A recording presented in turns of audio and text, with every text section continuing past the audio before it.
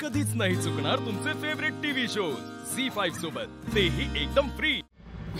नाही आई, तुला त्रास व्हावा म्हणून नाही म्हणते मी हे सगळं, पण तू म्हणतेस ना तुझा मुलगा बाहेर लग्नासाठी आलाय, तो खूप चांगला आहे, पण तो आज चांगला वागतोय आई, उद्याही तसाच वागेल याची काय गॅरंटी?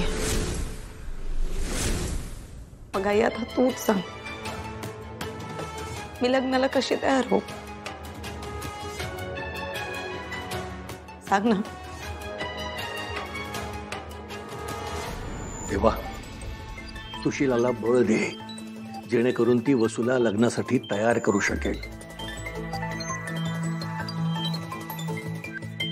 सुशीला, बाहेर मंडळी आली आहेत, मी त्यांच्याकडे बघतो, त्यांना आपल्याला सांभाळायला हवं, मी थांबवून ठेवतो त्यांना बाहेर।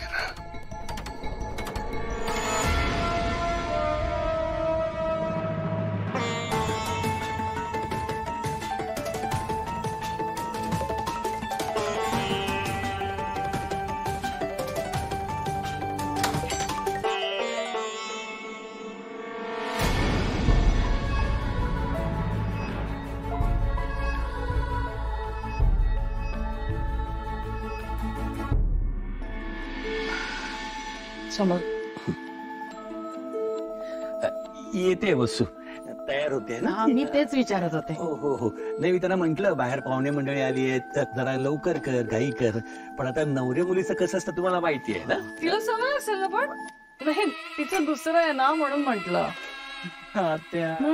आता पहिली वेळ असो की दुसरी, ते टेन्शन, ती एक्साइटमेंट तेवढीच असते। तुला काय कसं माहित? आता तुला कसं माहिती रे? हा मी तेच विचारणार होते, काय तुला कसं माहित? हा तुला कसं माहित? मला दादा, आकाश दादाकडे बघा ना, नजर वर सुद्धा येत नाही त्याची। अखेर सांग, कुठे चाललास? काका तुम्ही कुठे काम करताय? नाही नको, मला सवय आहे काम करायची, मी घरात सगळी कामं करतो, तुम्ही बसा ना तिकडे, बसा, आपलंच घर समजा, बसा।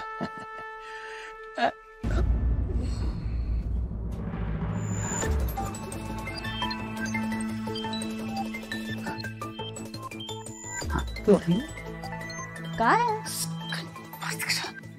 तिकडे बघ, तिकडे तिकडे बघ, या घरात पुरुष मंडळींना काम करायची सवय आहे, जी बघ ना ते स्वतः पाणी देत आहेत, त्यांच्याकडे ही मुलगी आहे, बायको आहे, त्यांना सांगायचं ना काम करायला, आपण नाही कितलंच ना तेव्हा यांनी आता या संस्काराची मुलगी आपल्या घरात येणार आहे, उद्या तिने आकाशला घर काम करायला लावलं तर करे ना, का माझं काही म्हणणं नाहीये, जाऊ दे। माफ करा, म्हणजे आम्ही तुम्हाला तयारी करायला वेळच दिला नाही।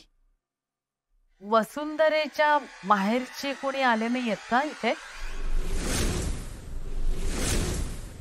नाही म्हणजे ते मुंबईत राहत नाहीत का? त्यांची भेट झाली असते तर बरं झालं असतं नाही का?